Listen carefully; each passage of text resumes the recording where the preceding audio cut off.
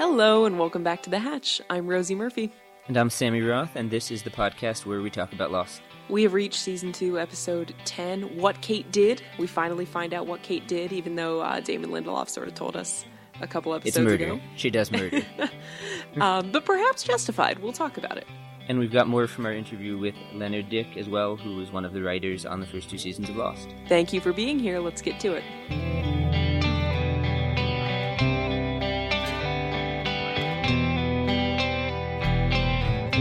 So on The Hatch, we always start with our hot takes about the episode, and Rosie, I'm really interested in your hot take because I kind of have a prediction about what it is, and I'll tell you afterwards if I was right. Yes. So I just had a great laugh out loud moment while I was watching this episode, which is where Mr. Echo sits down across from John Locke in The Hatch, and he says, shall I start at the beginning, or let me start at the beginning? And John says, my guess. And John says, okay.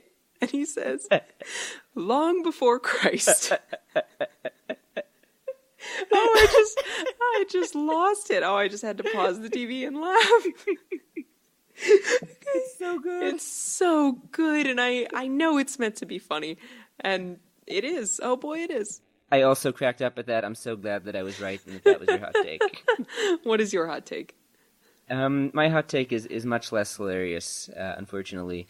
I was just, I thought it was an incredibly bold storytelling choice to start the flashback in the What Kate Did episode by immediately showing us what Kate did. Yeah, like, no suspense at all.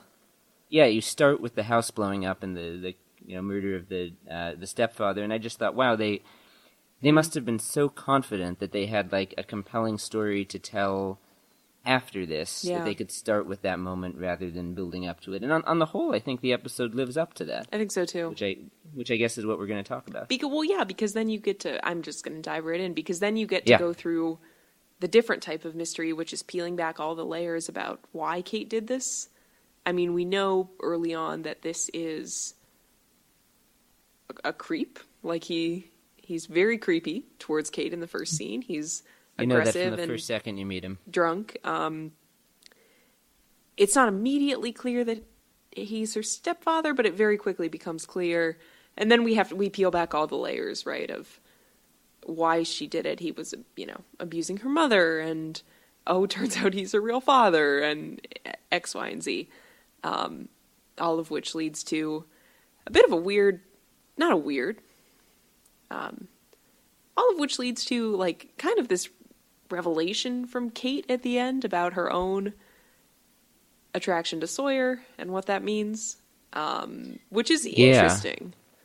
I had trouble with some of that stuff at the end, just to grapple with what was really going on there and what it says about the character. I mean, which character? Kate. Uh-huh. I mean, the part where she's explaining why she did it, and she says it wasn't because you drove my father away, and it wasn't because the way you looked at me, or because you beat my mom. It's because I hated that you were part of me. I hated that you were a part of me. That I would never be good. That I would never have anything good. And that's just so interesting. And I don't know. So she's saying that she feels like she's a bad person or not a good person because of him, and she blames him for that. I mean, she also says to Jack in this episode, "I'm sorry that I can never be as good as you," which I think is related. Yeah. But I find it a little weird that she, blames whatever character flaws she sees herself as having on the fact that this is her father and that that's why she did it rather than the other things. I don't know that she's blaming individual character flaws that she has on her father. Like, I don't know that she's looking at herself and saying, like... Well, I mean, what we find in this episode is the accusation from her, other father that she has murder in her heart. Yeah. Which one might consider a character flaw. Indeed, one might. I don't think it's as specific as that. I think it's the idea that Kate... I mean, we don't totally know. We know that she found out relatively recently that this was actually her father, right? Right. She hasn't known this correct. for dozens of years. And, like, Wayne has already established himself as a villain in Kate's life, right? He's been openly abusive to her mother. He's tried to be abusive towards her. Not totally clear what happened or might have happened there. And then to find out that not only is this some sort of yoke that's been thrust upon you, but that this, like, half your DNA is from this person. I can see how that would make you, or make Kate feel like, well, fuck it, like, half of me is evil. You know? I yeah, think, that makes sense. I don't think that's fundamentally different from what you said, but if I can try to put myself in these shoes, I think it makes an amount of sense. I don't think it's I don't think it's like I get angry and that's because of my dad. I think it's much more deeply rooted than that. I like the way you framed it better. It's sort of, maybe it's just sort of like this constant sensation that's with her, just the knowledge that you know, part of who she is this guy who's so horrible. Right. I mean, I can't imagine I can't imagine what that would be like to carry. Yeah. And I mean, part of what's going on here, a big part of why she I know this isn't why she says he kills him, but we are led to believe for the bulk of the episode that she kills him to protect her mother or to get revenge on behalf of her mother or something to do with her mother, who he has hurt repeatedly for many years, or so it seems. Yeah. And like part of what might be going on there, once she finds out that Wayne's her father, is like, well, that instinct, whatever that is, murder in his heart or whatever that led him to beat my mother, like, I have that too. And I think I wonder if part of killing him isn't like that instinct of like, and I think Kate kind of says this, but not quite, but what I kind of heard her saying is like, in killing Wayne, I was trying to kill that part of myself. That's interesting. I don't know if she says that. I don't think she says it explicitly, but that's what I came away thinking. That's a different way of, because I thought where you were starting to go for there was sort of trying to explain it almost like as a you know, well fuck it kind of reaction, like, you know, fuck it, this guy's part of me, it's, you know, it's horrible, like, you know, I have it in me, so I'm going to do away with him because I know that I can. Oh. That's sort of a different. That's much colder. Yes, and I don't know that I want to read it that way, but I think that's another way to read it. Yeah, that's another way to read it. And I don't think it's clear. Yeah. It's definitely like I mean, this episode takes a much darker approach to Kate's character in general. I mean, whether, you know, however you want to read it more favorably or less favorably, like, this is definitely deeper and darker than we've been in Kate's psyche before. Yeah. Yeah. I mean, the line about, because when she asks Sam, her guy, you know, her stepfather, guy who she thought was her father, to me, the line of the episode that was maybe the most striking was when she asks him, so why didn't you kill him? As if, like, that would be the natural, what she understands to be the natural response. Like, well, if you knew how bad he was and that he was my real father, like, why didn't you just do it? Right. Because that's what anyone would do. I thought that was real dark. Yeah, no, you have an interesting point there, because what that suggests is that, yeah, any reasonable person would have done this. Like, to rid the earth of this man. And it also implies that, like, Sam should have been angry enough on Kate's behalf, or, like, he should have wanted to protect Kate in the way that Kate wanted to protect her mom. Maybe. Yeah. And maybe I'm overthinking this. That's the point of this whole show. If you don't want to hear us overthink Lost, you should find another podcast. Please don't. We love you all. We're grateful for you. Please stay. Please stay. I mean, you've described yourself on this show as someone who's extremely anti-murder in the past. Do you think? Was that me or was that you? Well, I think that I responded to your actual, you know, strong moral convictions by pointing out that I too am anti-murder. Good. But I am curious, you know, what you feel or how you feel about the justification for what Kate did, and whether you think there is justification for it or if it's just totally wrong and unacceptable. I think it's reasonable in the sense that I can see the logic in it. And I think that probably comes out in my thinking about why Kate did this. I mean, I think that, you know, if it comes to, like, would I have done this or not, that the operative part of the episode is the part about Kate having murder in her heart, like that's her instinct to do that. And I don't think that for most people that would be their instinct, even if it is reasonably the only thing that would solve the problem they're trying to solve. Yeah. But for Kate, she does have the instinct and the will and the ability to do it. Yeah, and she's able to do it and seemingly not feel guilty about it, like rationalize it or feel righteous about it or whatever. Whereas I don't think we ever see Kate show any guilt for it. Yeah, whereas I think more of a Jack character or even a Saeed character, somebody who has shown sort of a strong moral compass, might have said, okay, this needs to be done, but I'm going to feel awful about it because that's, I have sort of this strong ethical code, and I know that violates this. I think Kate certainly has a moral compass, but I think this is something different. Yeah, well, I don't think she would have done it. I mean, she has the moral compass that tells her, this guy is awful and the things she's doing are awful. But yeah, then when it comes to how to deal with that, she looks at it very differently than almost anyone else would. Right, she takes much more of like the outlaw justice road. Right. Well, maybe this is a place to start talking about what happens with her and Sawyer and her and Jack this episode, because I think that we've sort of talked about this, but you see it in this episode that and she says this, part of what draws her to Sawyer during the times when she's drawn to Sawyer is that she sees similarities between them. She feels that, I think, between her and Sawyer. Yeah, between her and Sawyer, because she, the darkness that is. She feels within her, she feels that within Sawyer, too. Right, but then, of course, she also sees Wayne in Sawyer, which makes sense because she also sees Wayne in herself. Right? And that's kind of just another similarity. And I get why it's repulsive and scary to her. And that's, like, personified, right? When there's the weird scene where Wayne is, like, possibly inhabiting Sawyer, and he grabs her by the neck or whatever, like... Which is pretty hokey, but also kind of works. It makes the point.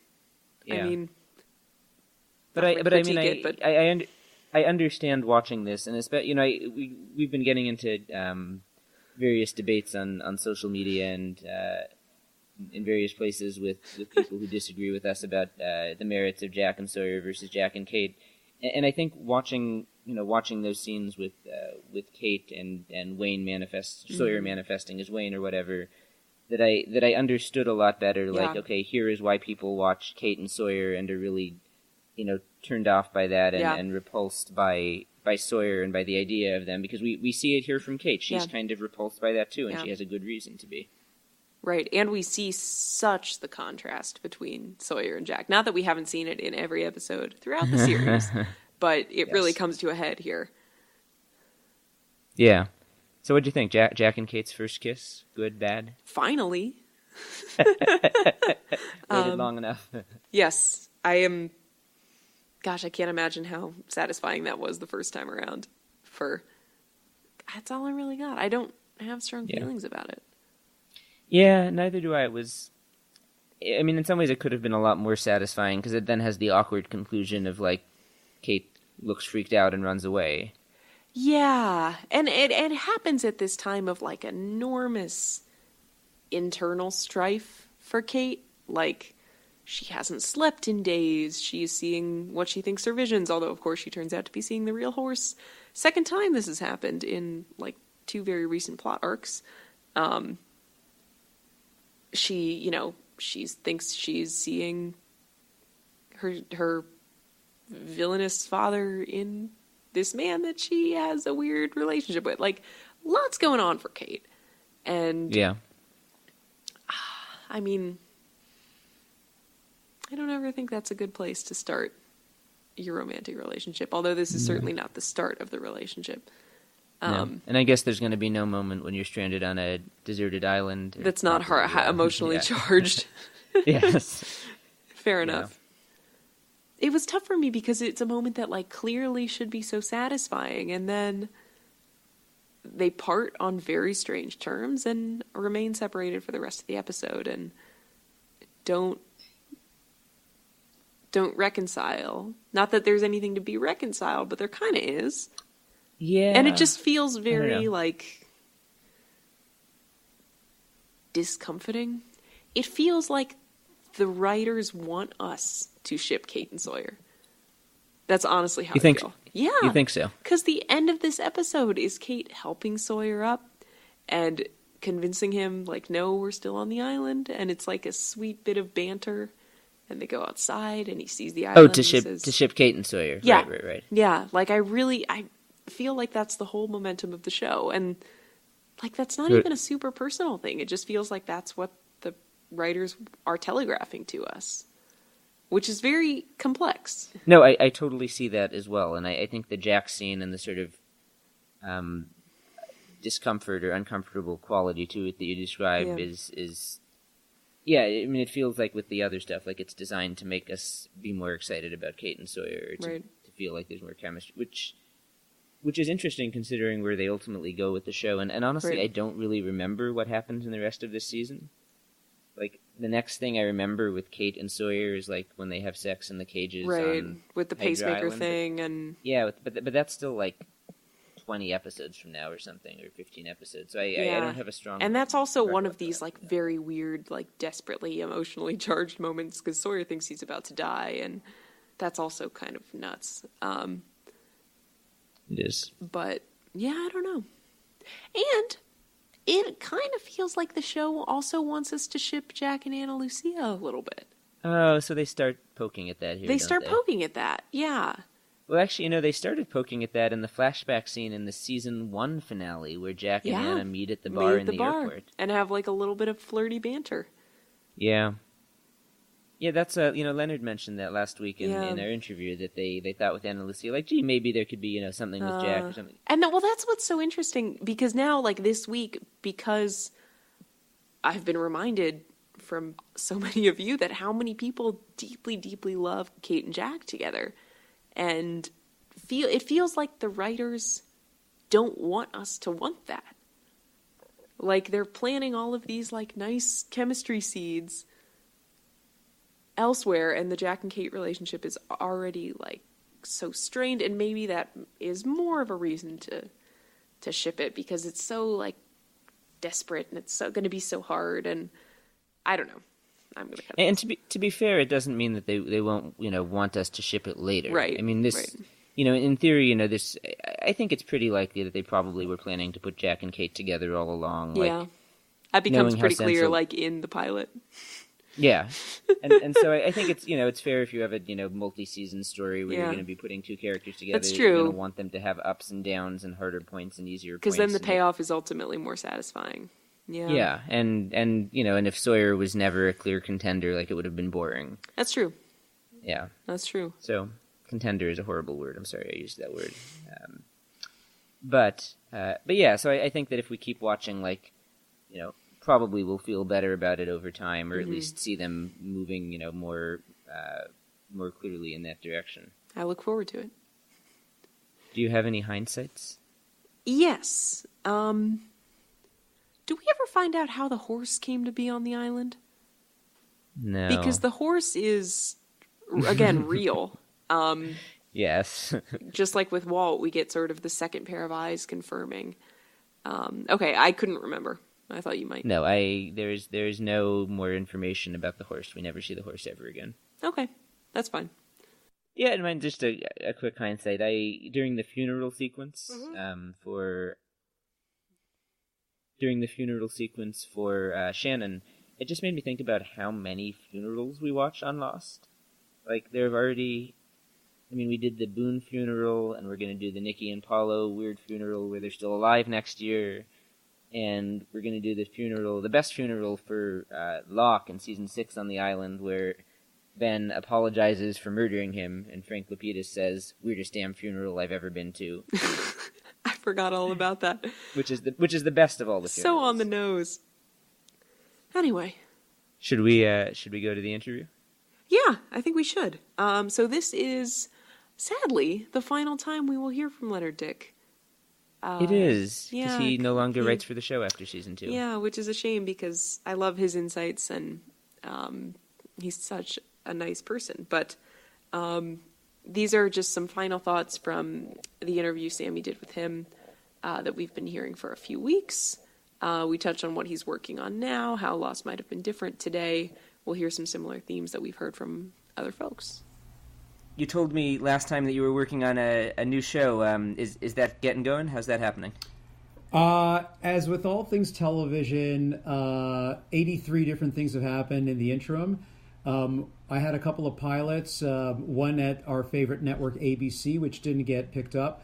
But I am currently working on a new show which is relevant to Lost in that, just as Lost was cutting edge and very much something innovative of its time, I am now working on one of the first new series for Apple. Apple is pushing into original programming, and they've announced several high-profile shows, and our show is the first one to actually go into production. And what's so interesting for me, and what makes it poetic with Lost, is that when I was on Lost, that's when the whole iTunes thing took off, and shows were being distributed on iTunes. You could watch an episode on iTunes, and now here we are, X number of years later, and I am now working on a show that is being developed specifically for Apple. It really is a sea change, and it's interesting to live it in real time. Can you share any details yet about that show, or is it all under wraps? Oh, of course. I'm always happy to promote. I'm very much a team player.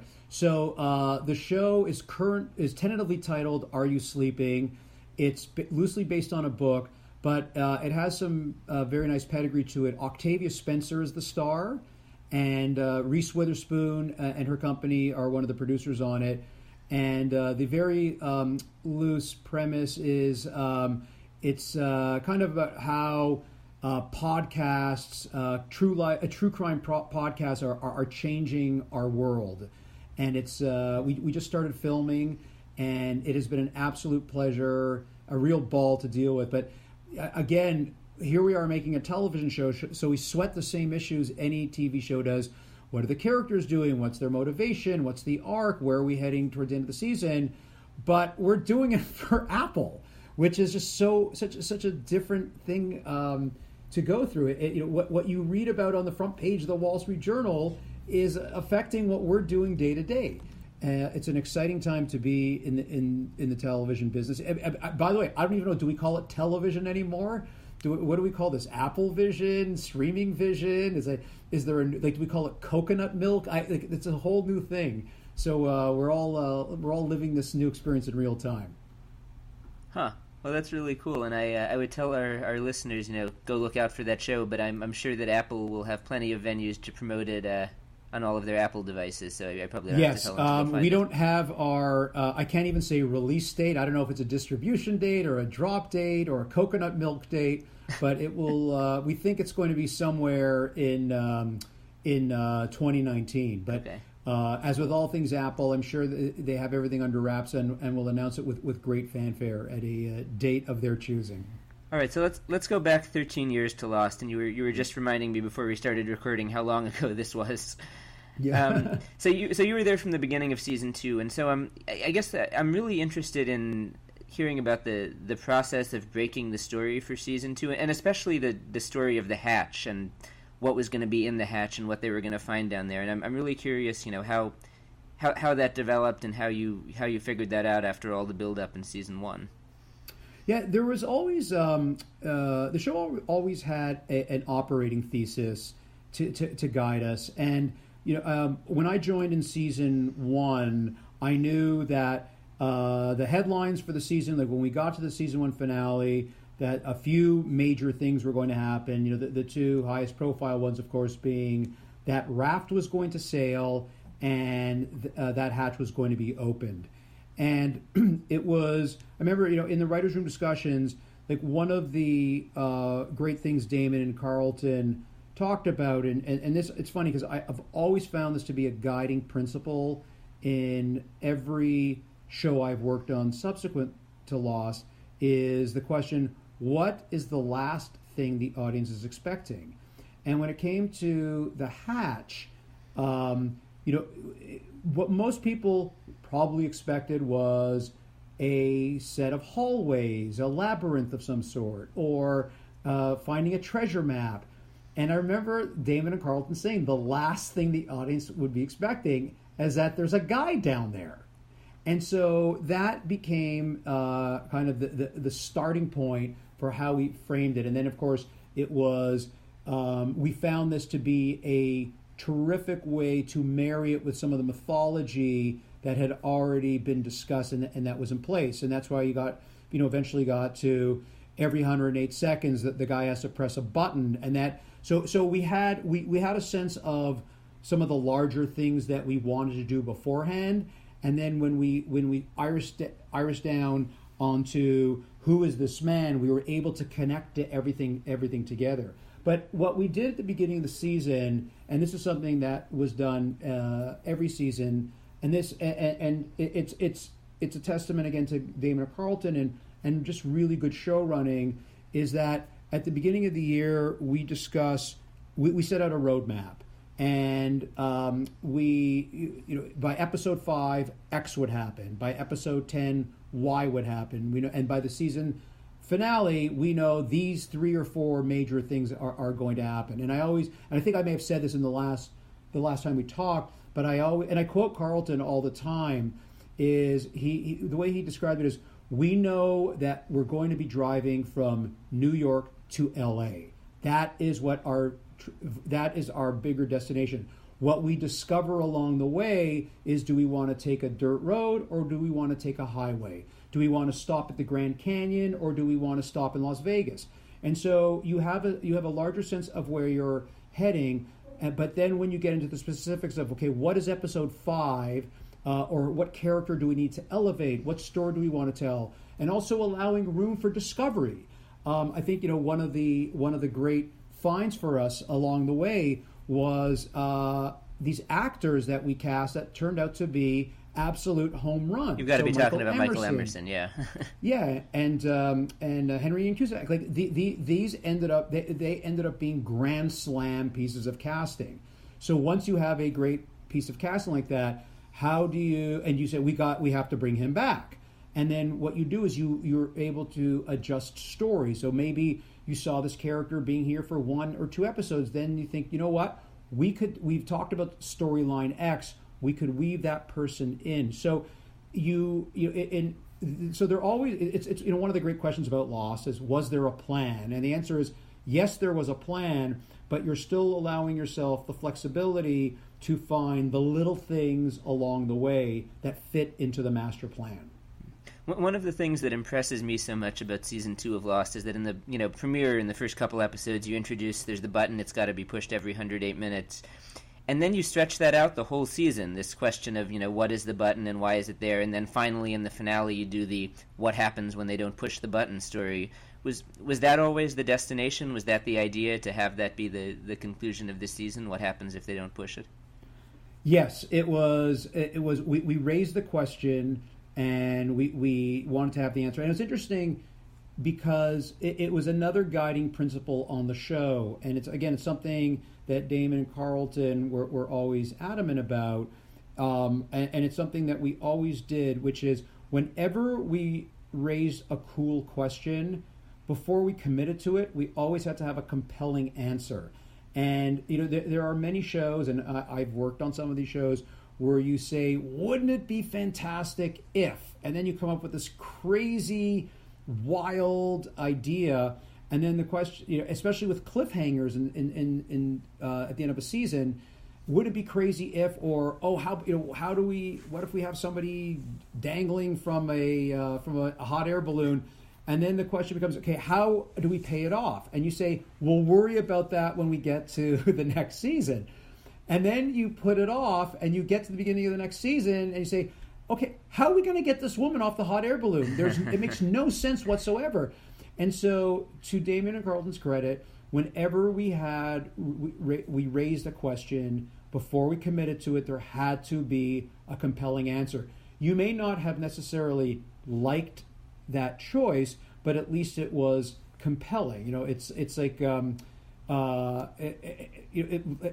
button is a great example. So once we committed to the button, we had to know, what does that button do?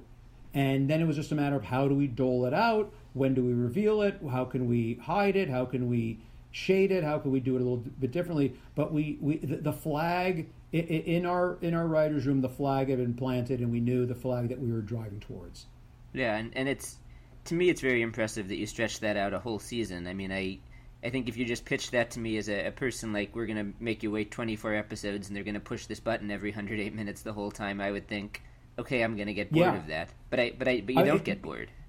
Well, you raise a really good point, and the reason I think it's so relevant is that it raises the question of what would happen if Lost aired in 2018, because viewing habits have changed, and shows are now burning through plot, and audiences are restless, and especially with all the choices and more shows that are doing 10-episode orders, and Lost was a traditional broadcast network TV show. We're doing 22 episodes. So I wonder if Lost had been launched in 2018, what would have changed? Would we have tried to do only 13 episodes? Would we have paid off that button in episode 12 and then found something else?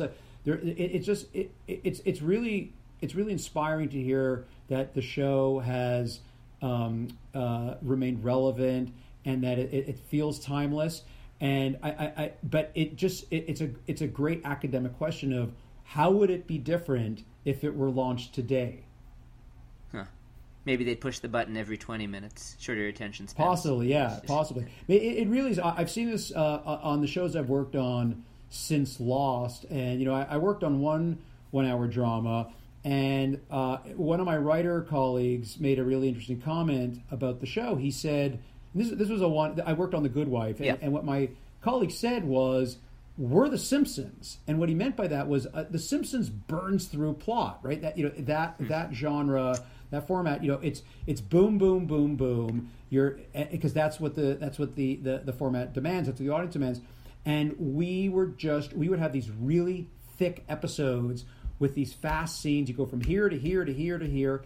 And so that's just the nature of how television has changed. The audiences are smart. The audiences want you turning over cards quickly. You can't, it's interesting. It used to be, and Lost, I think, was one of the shows that maybe changed the game here, which is, it used to be if you were going to kill off a main character, it would always be at the end of the season.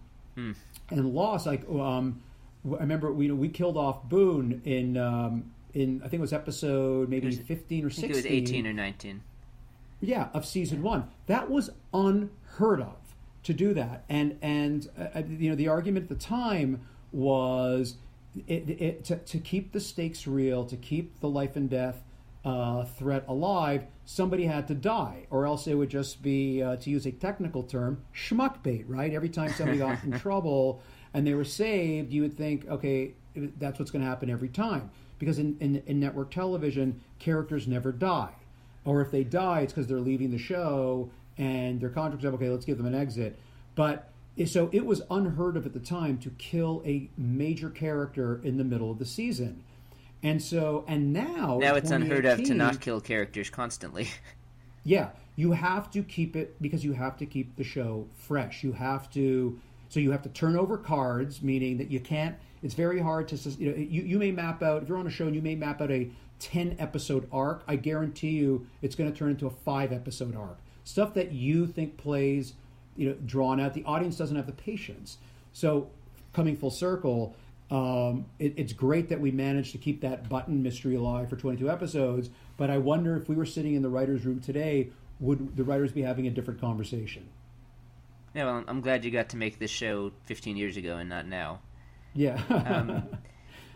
Yeah, I was, one more big picture question, then we'll talk about the episodes. I guess I was thinking there are really only 3 major storylines in season 2. There's the button, there's the tail section, and there's Henry Gale. That's how I sort of think about it.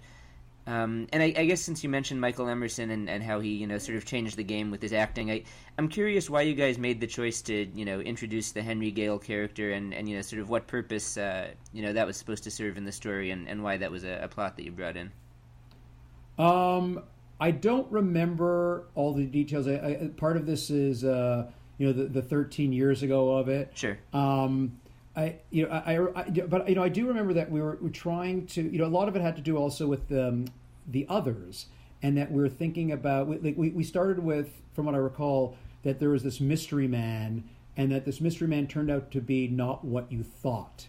And then of course there's the reveal later that he was part of the others, and like that the people living who'd been there on the island.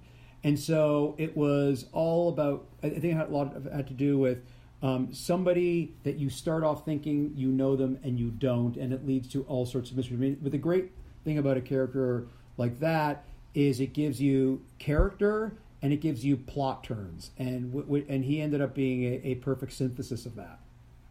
Yeah, and we spoke recently with Michael Emerson, and actually for our listeners, this will air later in the season, so you'll hear from him later. But he was telling us, and I was sort of surprised by this, that he didn't know who he was. He, as far as he knew, he was just Henry Gale and was just playing with what was on the page. So it's interesting to me that you obviously introduced him with the intention of he's not who he says, and he just does such a remarkable job playing that guy despite the fact that he doesn't know any better.